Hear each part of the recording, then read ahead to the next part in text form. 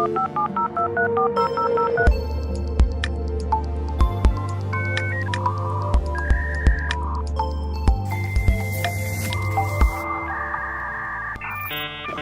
morning. My name is Tredger. We are coming to you live from the ITWeb Security Summit in Johannesburg. It is proudly brought to you by Snow Technologies. With me in the studio, I have Gilbert Nyandeje. He's the founder and CEO of the Africa Cyber Defense Forum. Welcome, Gilbert. Thanks for being with us today. Thank you for having me. Can you tell us a little bit more about the forum? What exactly is it? Yeah, so Africa Cyber Defense Forum is a platform for collaboration between public sector and the private sector in terms of matters of cybersecurity around the continent. So you look at it more on an angle of a think tank, basically, that brings together public sector and private sector. It's a not-for-profit, think tank, basically, platform. But the whole here is to be able to, work closely with government and the private sector to work around areas around cybersecurity resilience in the continent. What are some of the legal frameworks? So these are basically part of the conversations, and the forum is part and parcel of classics of these conversations around the continent. I'm with you. So it's a really effective platform to address a lot of the issues that we market and the industry is sitting with at the moment. Absolutely.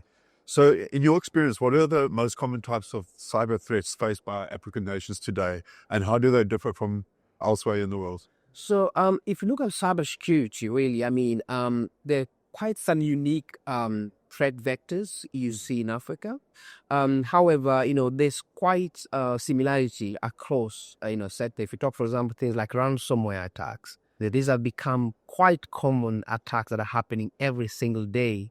And these are some things we're grappling with. So you quite a number of organizations have been hit, for example, South Africa, where you have, for example, companies have gotten, for example, hit with ransomware. Countries, for example, in Kenya, your cases where, for example, we have ransomware attacks. But also their unique perspective where you've seen a lot of threat vectors that are targeting mobile money because there's a lot of mobile banking or mobile money, because these are unique to, for example, areas, for example, like Kenya, where, like M-Pesa, for example, M-Pesa is basically quite dominant. Right. And this has basically opened that level of threat vector where you see targeting attacks towards, for example, mobile money platforms. And so that's another area you look into it. We also see attacks around, of course, insider threats are things that we are seeing quite constantly, insider types of attacks. But also you are seeing the level of issues where business email compromise. Yes. Through social engineering attacks where one number of organizations are basically falling victim to this type of attack. So those are just some of the high levels of the different threats that you're seeing across. And they're not different if you look at it from reality, even across the world, be it in the UK or in the US. It's just that the nature of the attacks, some are more, more specific. For example, if you talk about mobile money, banking, swings up, for example, seeing fraud. So it's something that I mean, a lot. The financial services sector is very hard hit, isn't it? Everywhere, yes, including Africa. Absolutely. Yeah. And so, how would you describe this current state of cyber readiness among African enterprises and governments? So there's a lot of work that has been done by quite a number of African countries for example, the legal frameworks allow for things like data protection. For example, you look at countries, for example, like in Southern Africa, you have things like POPIA Act, yes, looking to data protection. You have, for example, Kenya, for example, the Kenya Data Protection Law. You have Rwanda and different quite a number of countries on the legal perspective. But again, there's still a lot of laps and gaps, in terms of readiness on some of these organizations. Let me give you a simple example. You find quite a number of some organizations in the African continent are still using Gmail, just to be specific, and without even two-factor authentication. Right. And so that even tells you the level of much, security awareness, is something that, you find small, medium-sized businesses that basically don't even have proper cyber hygiene. And this, just, makes the threat landscape even much more wider. Right. It kills that low level sometimes, unfortunately. And I mean, I think it would be fair to say that with the impact of AI, the need for awareness and education and training is so much higher at the moment, isn't it? Absolutely. I mean, with AI, as you indicated, something like phishing attack. It's a simple, prompt, basically someone could easily craft, a simple phishing email that could easily be able to, just, be used to breach or target an organization. So with this, basically, it's even becoming more and more complex to even identify or, some of these, attacks. And this, I think, puts a lot of number of organizations, at a very crucial point where cybersecurity, the level of awareness, I think, level of education, a employee level of awareness, is much more crucial and important now than ever before. And if you run searches and discuss these issues with business owners and business leaders, it becomes, you get very quickly, you become aware that some organizations are very, very at just the starting point of their journey, right?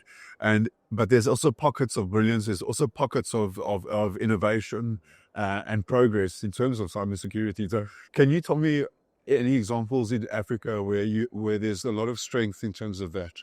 So, the African strength, first of all, let me look at it in terms of a very young population. Africa has very young population. Yes. We've seen a lot of innovations, coming out of the continent. I give an example, a number of solutions like Threat Seal, for example. This is a solution that's to be able to detect threats, remote and unified approach. But also these solutions are also going deeper into contextualization of threats.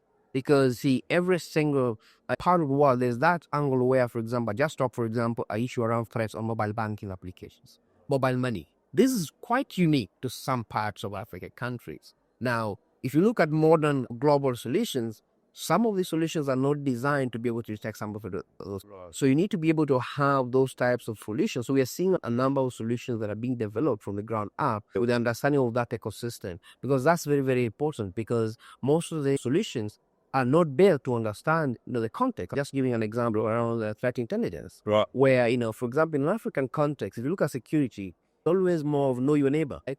You know your neighbor. If you're in a neighborhood, there's always the concept, okay, we know who came into the neighborhood. So a concept of security, if you look at it from perspective of physical, it already existed. Where you could go in a small village and people will know there's a new person that arrived there, yes, So there's this concept that exists. And it's the same concept, I think, looking at security from the African angle, African lens. I think there's a lot of existing areas or ideas that we could leverage to contextualize even some of the solutions that we develop that are in line with the reality of the African context. And I think that's as the areas or solutions that we want to see. And I think a number of organizations are coming up with some of these solutions. And I think this is basically an area you are seeing. A young generation. I was just visiting, for example, in the conference, I just saw the security innovation room right here at ITWeb, where the young people are developing applications.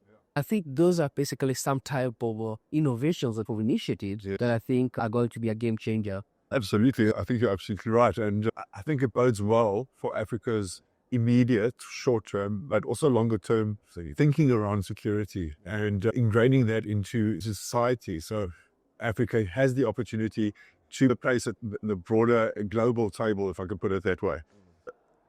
Let's talk a little bit about investment, because that is an issue. It continues to be an issue. Budget allocation, resource allocation is always a bit of a hurdle, right? I mean, it's fairly well known. That's quite obvious. But can you tell me, Africa sits with the burden of sufficient budget, but we also sit with a skills development problem and other challenges.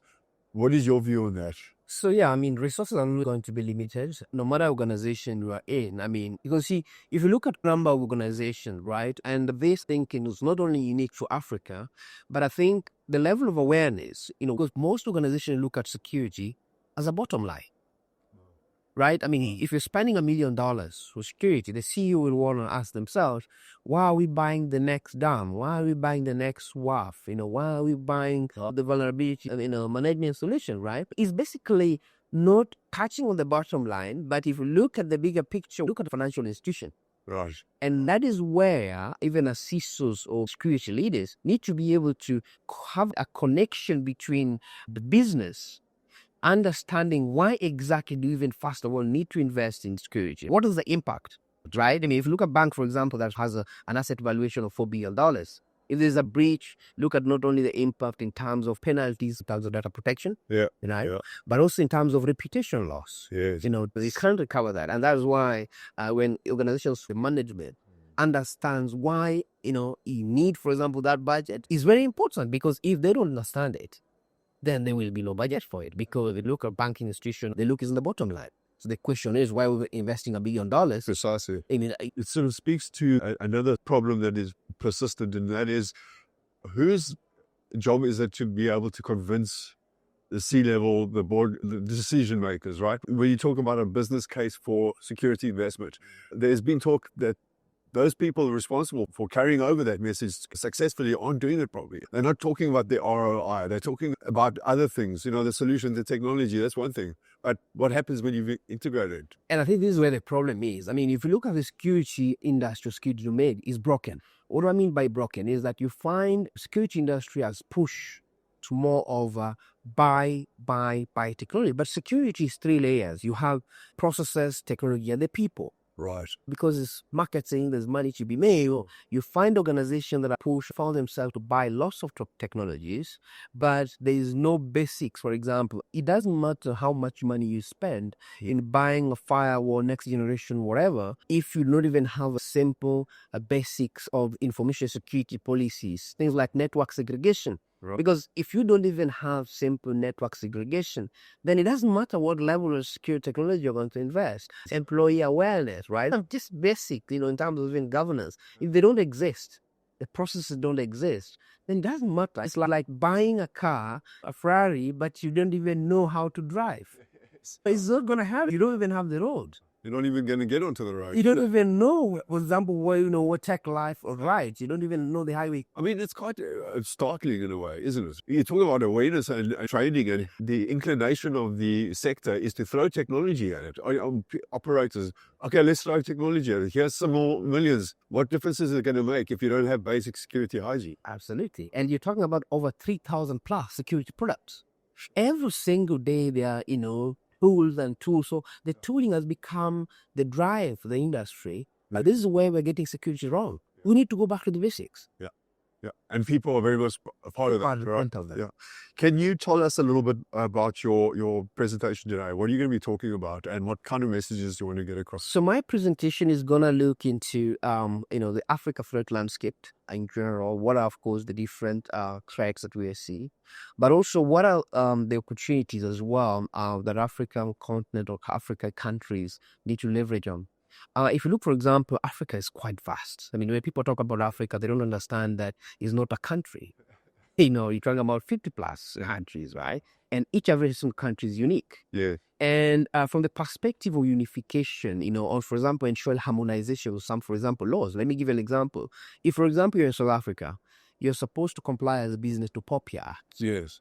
And your same business, tomorrow you open up in Nairobi, you need to apply, to comply to Kenya Data Protection Law, which in one way or the other might have its own nuances. And this is the moment of harmonization of these laws is very, very important, so that it makes it even easier for compliance of businesses that are operating across the different jurisdictions. So these are the things, the areas, that I'm going to touch on the needs and necessary in line with things like Malabo Convention, which is basically a protocol treaty that was signed, by African heads of states, in terms of, looking at a framework of cybersecurity, data protection, but also e-commerce. But as far as I know about that protocol, not all the countries have signed. In fact, I think South Africa is one of a handful of countries that haven't signed. What is your view of that one? It's a big problem, because if you look, this is a document that was basically, discussed over 10 years ago. So basically, I always say the document is obsolete in one way or the other at the moment, at the current situation we are in. Because by the time the document was being discussed in Malabo in 2014, we were not even talking heavily on, on the AI landscape, which is basically become dominant now in 2025, right? Or recent past. Yeah. So that document did not even look into because it has taken so long. I mean, the document is obsolete, I'll be honest with you. I mean, it has taken too long to be ratified, because in the AU conventions, African Union, 15 countries ratify before it become an accepted document. To date, it's only 16 countries, I think the latest I checked, have ratified. 10 years after, you're talking about 11 years after. I think that's unacceptable. Absolutely. Well, I would agree with you. Yeah. What do you think is holding those countries back? I mean, at the end of the day, we can't live in limbo, right? We can't be in no man's land forever. One thing has to give. Yeah. All right. I think then it should be a bit of political goodwill. That's very, very important because conventions and treaties always get life from political goodwill. Right. Otherwise, just a document or treaties, So I think we need to be much more proactive if we want to go forward. Yeah. And you see it. I mean, look at, for example, just compare unions like EU, right? You see the level of commitment to treaties. Like, for example, you've seen the European Council, Cybercrime. There's a level of commitment to those conventions to come to life, to be able to be implemented across the member countries. And I think this is where Africa needs to really start walking the walk and stop writing beautiful documents. So we need to stop them and get to work. Absolutely. And I think that also sort of speaks to my next question, which is your outlook on how Africa is going to progress in terms of this digital transformation and then incorporating that security element as well. What do you think? So I think Africa has a good advantage in the modern day era, mostly in the AI, emerging technology, because we have a very young population. Yes. I mean, in the projections, African population is projected basically by 2050, 1 in 4 individuals across the world will be Africa. I mean, that's an opportunity there. I mean, we're talking about now over 1.4 billion. Yes. A lot of people. I mean, that's almost the population of China and India, right? If you look at it from perspective. Yeah. So that's a big population. So from that perspective, we have a very young population that we could leverage in terms of, upscaling so that this, a population could be the next generation workforce to build, the workforce we need for the future. But also we have an opportunity because we have a lot of resources in terms of, even natural resources, right? You're talking about data. When you look at it, Africa is basically building from what you could call Greenland. Right. Infrastructure, we basically can build from bare land, and we could actually, from even mistakes of the first world countries, be able to even do better. And let me give an example why it's possible. M-Pesa is basically a success story in Kenya. Yes. M-Pesa basically was a concept. Okay, fine. How do we, promote and move financial inclusion in a way where it, speaks more and within our context? It was very hard to get a bank account. But when you had MNOs, for example, in Kenya, allowing, telecommunication companies to now offer financial services, Yes. it became quite phenomenal. And through a simple USSD, people have access to money. I mean, M-Pesa, for example, someone is able to have in their M-Pesa account almost $3,000. I mean, you can't even have that in London. I mean, I live in England, but you can't have $2,000 in a mobile money. I mean, that's remarkable. But so we'll leave it there because that's a very positive note to stop at. But I wanted to thank you for your time, Gilbert. It's been great to speak with you, and I'm looking forward to your session a bit later. Thank you. Stay with us. We'll be back with more. Thank you. Bye-bye. Thank you very much.